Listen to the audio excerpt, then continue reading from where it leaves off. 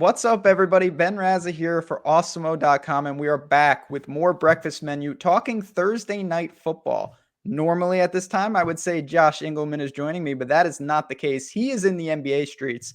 So what did I do? I brought on my man from the betting show, Eytan Shander, joining me to talk a little Browns and Broncos. Thursday night football, a lot of injuries, but also a lot of bets to get to. Are you excited to be hopping on the breakfast menu? Yes, I am a million times more excited to be here on the breakfast menu than I am for Thursday night football. If those are my two Those are your bookends, but options. yes, absolutely. I'll take it every single day, brother. That's what we want. Before I ask you, because you know how this goes, you're going to be laying some strips of bacon, trying to win some Yep. money for us. I do want to give a shout out to our friends at BetMGM. If you haven't been over there, new users are going to get a 3-month free edition of Awesemo Plus with any deposit of $10 or more. You're also going to get that risk-free bet of up to $1,000 from BetMGM. You got to use the link in the description of this video. No reason not to take advantage of that. Easy, easy money. Terms and conditions apply.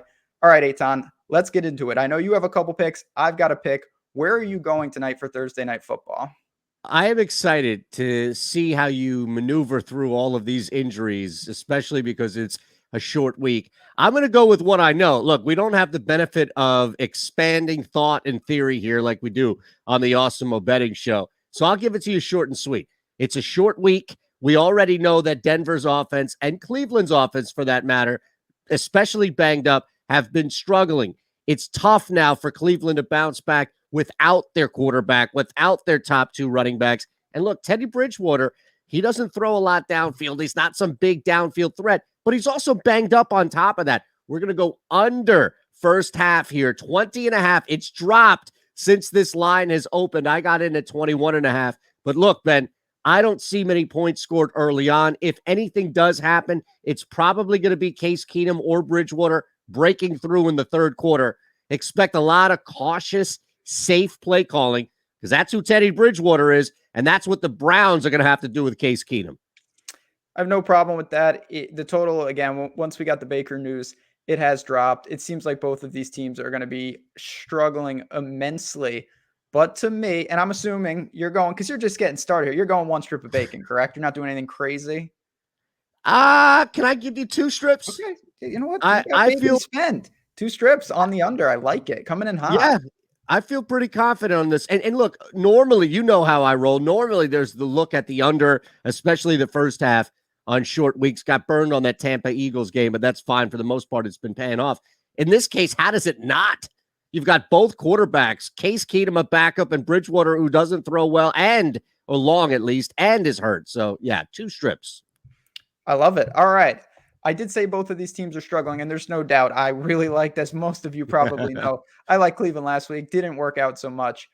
I am not going to be deterred, though. I'm going to stick with them here. It's inside Really? 3. Yeah, I am. And I think, honestly, the point, it's down to, you can find Cleveland right now around -1.5 or plus money -1 for -110.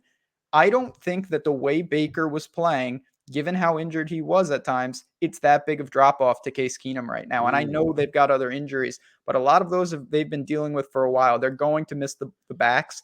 There's no doubt about it. Looks like Odell also not going to play, but Landry could and should be back. They're getting one of the tackles back. And I think the most important thing for me, the defense is not that injured, and they are going to travel. I mean, they're at home here, which is good, but in the sense that they're going to show up, they're going to make Bridgewater's night pretty difficult. And then I just look at the Broncos. I think the honest assessment, they're just not that good. They started out really well, but let's look who they played and what exactly happened here. When you dive in, they beat the Giants, Jacksonville, and the Jets. Well, that's great. 3-0. Lost to Baltimore, Pittsburgh, and the Raiders.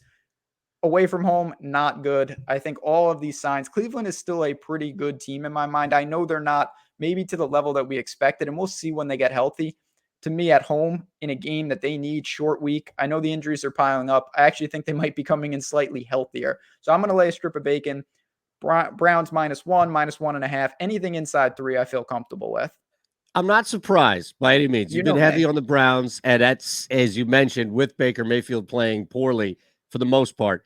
What I'm a little surprised at, you didn't go under with the Browns. Like, I thought I was waiting for, it wouldn't even be a curveball out of left field, maybe more out of like left center field. You coming out and laying everything you just laid down, equating it to the under. But look, you're right.